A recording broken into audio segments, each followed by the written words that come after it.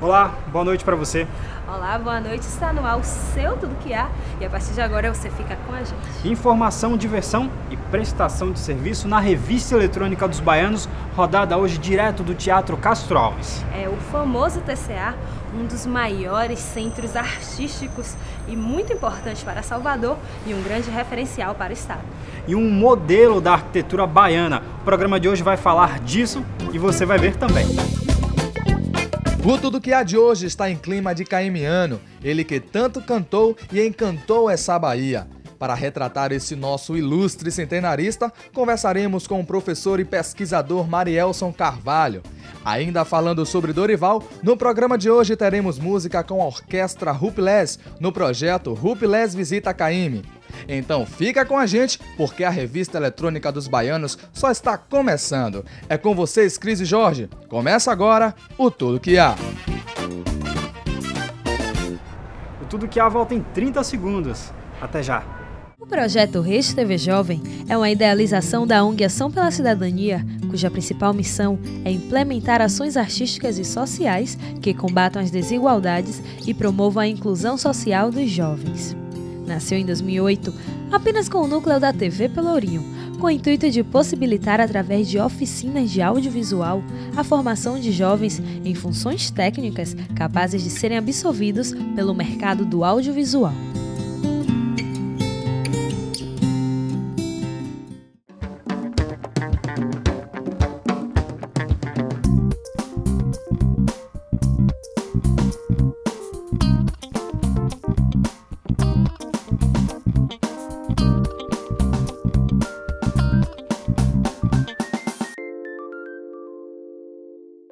E o nosso canal de comunicação já está aqui, ó, na sua tela. Através dele você já sabe que pode mandar críticas, sugestões e elogios se você achar que nós, humildemente, merecemos.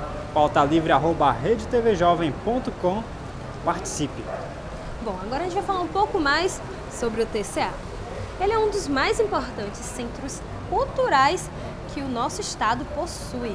Ele foi projetado em 1948 e foi entregue em 1958, no dia 2 de julho. Tá aí a sua grande importância na festa do 2 de julho, é por isso que há essa relação. Era para ele ter sido inaugurado no dia 14 de julho do mesmo ano, mas não foi. Não foi porque na madrugada do dia 9, poucos dias aí antes da inauguração, um incêndio destruiu o teatro. O projeto teve que ser refeito e foi entregue um ano depois, mas ainda assim a inauguração não aconteceu em virtude de um outro incêndio. Pois é, mas finalmente, 9 anos depois, a população baiana pôde celebrar a entrega deste novo equipamento cultural no dia 4 de março de 1967. E de lá para cá, grandes espetáculos se consagraram nesse palco da sala principal. E por falar em espetáculo, perdoe-me a redundância, mas ele é um espetáculo à parte. Sucesso absoluto, com milhões de visualizações na internet. É um empresário que vive da arte e divide o seu tempo, além dos trabalhos voltados para a internet, com o teatro e a televisão. No quadro Perfil de hoje teremos ele, Piscite Mota.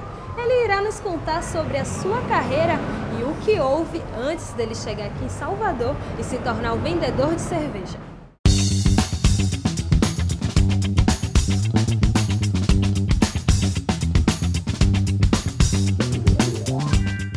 Nosso desafio é traçar o perfil desse ator, do qual eu sou fã, e que representa tão bem o teatro e o humor baiano. Piscite, muito obrigado por ter aceitado o nosso convite. Grato a vocês pela percepção do meu trabalho, por estar tendo a oportunidade de revelar às pessoas de casa um pouco mais desse artista, né? Piscite Mota é o nome artístico. Qual é o seu nome? Edivaldo Rodrigues da Mota Filho. É o nome de meu pai, do pai do operador do áudio. Tem irmãos, não? Tenho mais 8 irmãos. É uma família grande lá em casa. Aliás, não são 8, eu corrijo, sempre que eu me esqueço. São 8 irmãos de barriga, 9 de barriga e 3 de Deus. Então a gente tem, total lá em casa são 11 irmãos. Você veio de Canaveiras, não é? Vi. Já fazia teatro lá, não? Fazia um teatro dentro da igreja, né? Onde eu iniciei mesmo, era a igreja católica, que aí eu fazia permuta com o padre. Em troca de fazer teatro, eu me comportava durante as missas. Então, eu já tinha decidido que era aquilo que eu queria ser ator mesmo. E fui atrás porque, como todo interior, toda cidade pequena, infelizmente, não se tem a cultura artística, né? A arte, para quem mora no interior, ela é muito mais difícil de chegar do que ter na capital. Quando eu chego em Salvador para estudar, eu praticamente, né, morei com uma tia minha e vendia cerveja na rua para poder fazer teatro. Você já fazia os seus personagens lá na hora de vender? Já fazia os personagens, brincava, imitava, fazia batoré, né? A gente vendia cerveja e com isso eu conseguia vender muito mais cervejas, né? As pessoas ficavam ao redor da caixa, formavam uma roda e eu ficava contando piada e fazendo alguns personagens, ia despachar, tipo, diga gatinho, o que você quer, gelada ou quente, né? Então eu brincava mais com isso e isso a gente trazia as pessoas para próximas da caixa, vendia bastante. Mas o humor é a sua praia, o que você gosta? Eu sou ator e ator é tradutor de sentimentos alheios, né? Fazer rir é o espelho da alma, né? E assim como você pode, dentro desse riso, fazer refletir também. A gente pensa muito nisso. Quem assiste e acompanha nossos vídeos e observa um pouquinho mais, vai perceber que entre linhas tem ali um humor, um humor que chama atenção para a questão social, um humor que chama atenção para a ação política desses nossos representantes, né? Qual é o maior desafio que você já enfrentou até hoje na sua carreira? O maior desafio é você se empresariar, porque o ator, nós artistas, nós temos a cultura do romantismo. A gente não tem a cultura... Arte pela arte. Arte pela arte, não tem a cultura do empreendedorismo. Você tem que empreender, você tem que investir, porque se a gente for depender sempre do outro, você não cria. E o artista, ele cria, ele tem que criar, ele tem que mostrar o trabalho dele, independente do que ele for, se ele for músico, se ele for ator. Fazer teatro ainda é muito difícil, em matéria financeiramente falando? É muito difícil, porque nós temos as pautas mais caras do país. Nós temos pautas caras, nós temos os instrumentos públicos são poucos, né? Nós temos em atividades, nós não temos hoje na Bahia, não temos 15 teatros ativos. Para você ter ideia, acima de 250 lugares, a gente não tem mais do que 10 teatros, dos 10, 7, se funcionar 5, funciona muito. E isso encarece, né? Porque não tem como você dar liberdade às produções artísticas, né? Vivemos na capital onde o drama não é uma prática, né? O pessoal já nasce chorando, né? O menino sai da barriga, o médico dá logo uma palmada. Pô! Não faz uma cócegas pra rir, né? Então, de tanto chorar, a população já calejou na Bahia. Eu li que você recentemente recusou um papel em um programa de TV que tinha um personagem que ele era um estereótipo de baiano. Isso te incomoda ainda ou para você como ator isso você tira de letra? Me incomoda, sim, porque eu acho que o Brasil nasceu na Bahia. Essa coisa de dizer que a gente é preguiçoso, essa coisa de fazer a piada com preguiçoso, assim, não me deixa parado, abismado. Não. É piada, como se eu fizesse com o paulista, com o gaúcho. Isso é natural, não me atinge. Agora, o modo de falar, de expressar esse baiano, de dizer, ô meu rei, olhe, isso é do passado, já está ultrapassado, porque são pessoas que não saem na rua para ouvir, são pessoas que não têm uma preocupação com a atualidade, né? Existe algum personagem que você fez que você não gostaria de ter feito? Não, porque eu acho que todo personagem é uma experiência pessoal. Todo trabalho é uma experiência. Por mais que não tenha sido bem sucedido ou bem aceito, mas ficou a experiência para você. Você aprende a lidar a limites, porque imagine que o ator, quando ele está começando, ele é igual adolescente, né?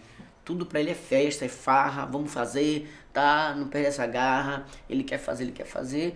E nessa ânsia do fazer, isso entra algumas barcas furadas, né? Mas E essas barcas, é com elas que você vai aprender a se salvar nesse grande mar artístico, né? Vai aprender a nadar, vai aprender a dizer não. Você acha que existe um limite para o humor? Eu sigo a linha do humorista nordestino, do Zé Lezinho, a linha que são grandes humoristas, do Chico Anísio, que são linhas de humor que ele percebe o cotidiano e traz isso para o palco, que conta a história dele. Agora, sim, eu acho que tem um limite, sim. Tem um limite. Eu acho que a partir do momento que você faz uma piada, que é uma piada agressiva, uma piada que vai além dos limites, uma piada que agride uma criança, né? É melhor você pensar um pouco. E chama-se humor. Eu não gosto da tipologia de dizer humor negro, né? Porque tudo atinge a gente que é negro. Imagine que o humor negro é um negro fazendo humor negro. Aqui, imbecilidade. Então eu penso nesse humor ácido. Esse é o humor ácido. Há quem goste. Você já contou uma piada que ninguém riu, não? Já, várias vezes. O que eu faço? Rio. E eles riem depois? Eles riem depois. Natural. Vamos fazer um bate-bola então? Dobrado. O que é que te irrita? A possibilidade das pessoas achar que só existe um esperto, os outros são bestas, né? Me roubar. Não me roube. Você tem tudo, meu. Se você precisar dessa camisa, eu tiro e te dou. Te dou feliz. Se você... Eu quero. Eu te dou. Você quer agora? Pode ser. Pronto. Não, daqui a pouco. Eu tiro, te daqui dou. A pouco você tira e me dá. Te dou de presente. Eu vou levar mas uma questão de você... Eu vou levar mesmo. Eu te dando de presente. Quer que eu mande uma pra Érica também? Pode mandar. É Cristiana. Ô, Cristiane. Ela fica louca porque chamam ela de Cristina, aí você tá trocando o nome dela pra Érica. Não, rapaz, se o diabo de uma Érica tá na minha cabeça, eu digo onde foi. Acho que deve ser da bilheteira. Do teatro. É Cristiane, eu vou te mandar uma camisa também. Não vivo sem. Sem teatro. Sem interpretar. Um vício. Ai, eu tenho vários vícios. Pode citar 500. Pensar alto. Pensar alto. Adoro pensar alto, falar no meio da rua alto, bater papo dentro de casa alto. Às vezes falo com os meninos alguma coisa assim. No que? Eu digo, não, já raciocinei. Você se considera uma pessoa feliz? Sim. Eu sempre pensei assim, felicidade não é projetada, felicidade é sua. Então, primeiro se ame, se goste, se curta, né? Não estou me curtindo. O que eu posso fazer para poder gostar mais de mim? Né? O que eu posso fazer para ser feliz? Eu ser feliz. O que você faz? Eu acordo, eu durmo, eu como, eu brinco, eu dou risada, eu vou na praia, eu largo tudo no meio do expediente, dou um mergulho no mar. Então eu tenho a liberdade. Um sonho. O sonho de ver várias curas, né? De várias curas que já existem. Que a igualdade seja também na medicina, não só no social. Vicente, obrigado. Obrigado a vocês. A camisa. Espero que você tenha gostado da entrevista. Gostei. Foi. Tá aqui. Eu vou levar mesmo. E atrás tem Mujica. Que eu espero que não seja, né? Tá aqui pra vocês de presente. Vou levar a camisa do Psite. Tá. A de Cristiano também. A Cristiana eu vou pegar no Pronto. E eu Liz, levo pra ela lá no... Um beijo. Estúdio. Agradecer você de casa aí que acompanhou a entrevista. E dizer que eu sou uma artista do povo, né? A gente pra fazer rir e também fazer refletir. Não só rir por rir, né? É isso. Obrigado. Valeu, amém.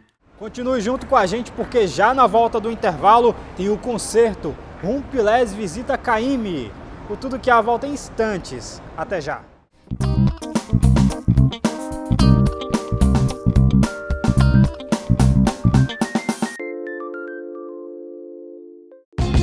Videoclipes, shows, documentários, cobertura dos mais variados eventos, edição e finalização. Tudo com equipamentos de última geração. A Produtora Social leva até você a maior e melhor qualidade de áudio e vídeo. Tudo em alta definição. Produtora Social, o seu sonho audiovisual virando realidade. Telefone 3419-2068. 3419-2068.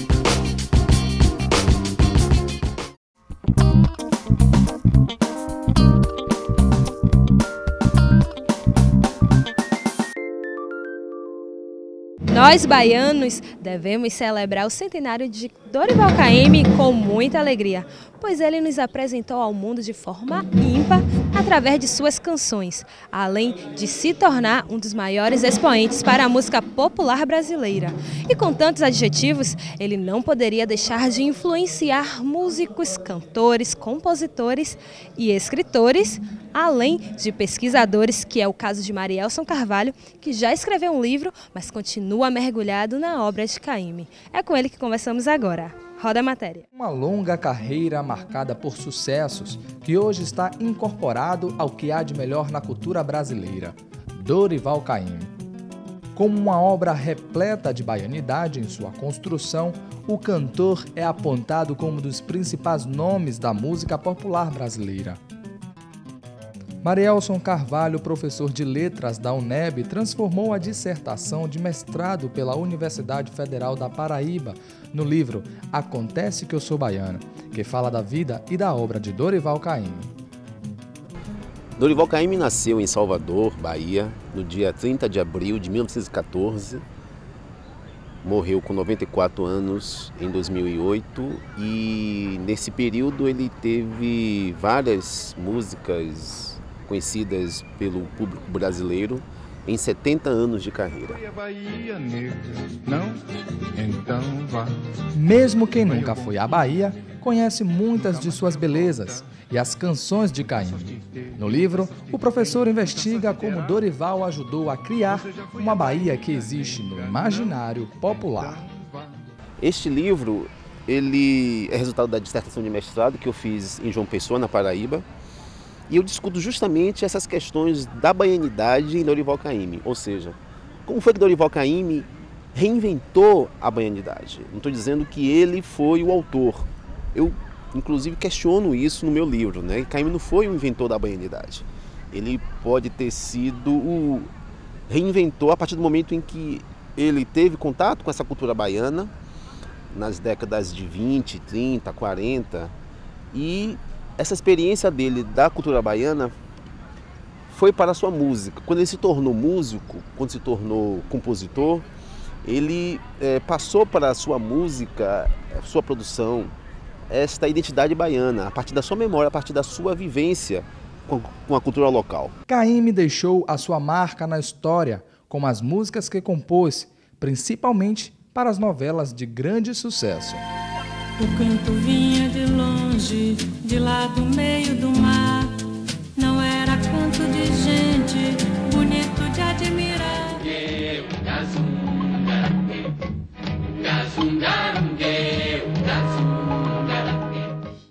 Eu nasci assim, eu cresci assim, e sou mesmo assim, você sempre assim, Gabriela. Melada de banana, banana de goiaba, goiabada de marmelo. Não sai daí porque ainda hoje teremos a Big Band instrumental Rumbilés no próximo bloco.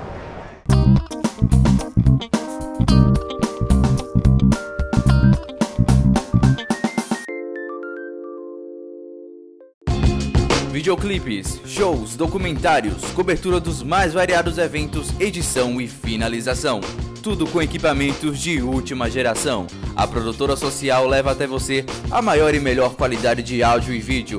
Tudo em alta definição. Produtora social, o seu sonho audiovisual virando realidade. Telefone 3419-2068. 3419-2068.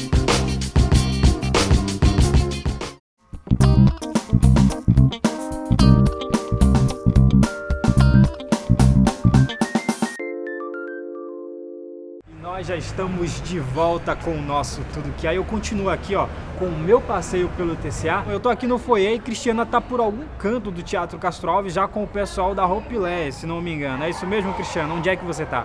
Isso mesmo, Jorge. Eu tô aqui na sala principal. Eu tô acompanhando os últimos ajustes para o concerto Rumbilés Visita Caymmi.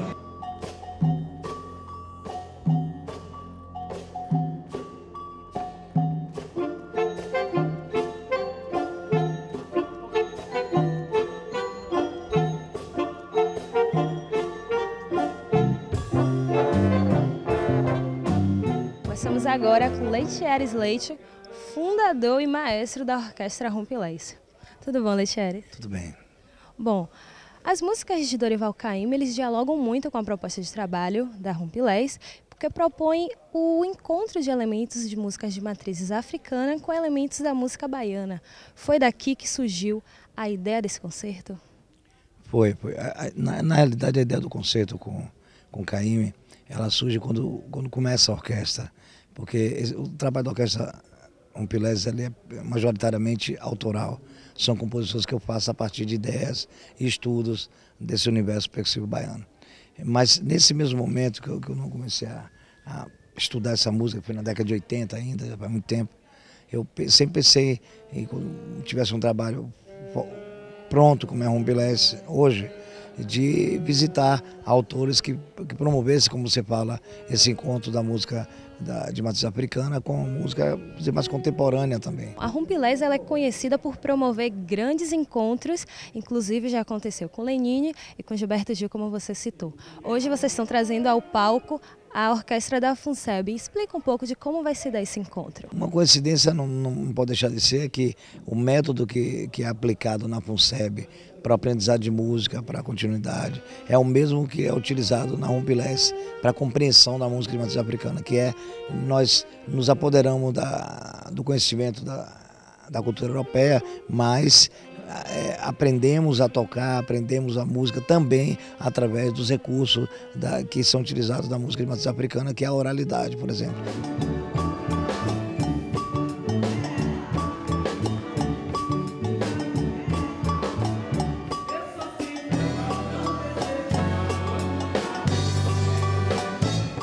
Estamos aqui agora com Elísio Lopes, diretor artístico do espetáculo. Bom, Elísio, fala um pouco de como foi pensado toda a parte artística desse concerto. Bom, o convite da Orquestra Rumpilés era para fazer a direção artística de um concerto sobre Caymmi. Então a gente foi buscando a melhor forma de traduzir a música da Rumpilés, que é uma música única, é uma música que tem uma sonoridade bem própria, né, que é a sonoridade da Rumpilés, com sopro e a percussão na frente, uma percussão afro-baiana tratada de uma maneira muito própria, que o maestro Leitieres faz. Então a ideia foi trazer um conceito cênico para o espetáculo, que não fosse só a música, que você tivesse o que assistir além do que ouvir. Quais são os próximos passos e quais os desdobramentos desse projeto? Bom, do projeto com a FUNSEB, com o grupo da FUNSEB, que a gente espera que essa orquestra se mantenha, que ela se torne uma entidade em que possa sempre estar tocando, fazendo concerto. E na Rumpilés, que no ano que vem nós estamos praticamente fechados, uma turnê nacional com o projeto Rumpilés Visita Caymmi em capitais brasileiras.